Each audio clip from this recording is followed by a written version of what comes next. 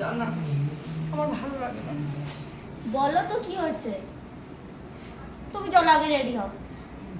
তুই জানা, তুই যা দেখ, আমার একটু ভালো লাগছে না। কেন ভালো লাগছে না বলো? খারাপ লাগছে।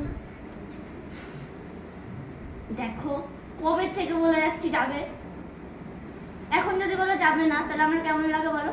কি বলছিস কেন? কি হয়েছে সেটা তো বলো। তোকে কি বলবো বল, 2 বছর আগের আমার মেয়ে তোর সাথে তো পড়াশোনা করেছে, তখন বলেছিল একটা বাইক কিনে দিতে, স্কুটি কিনে দিতে, কিনে দিয়েছিলাম।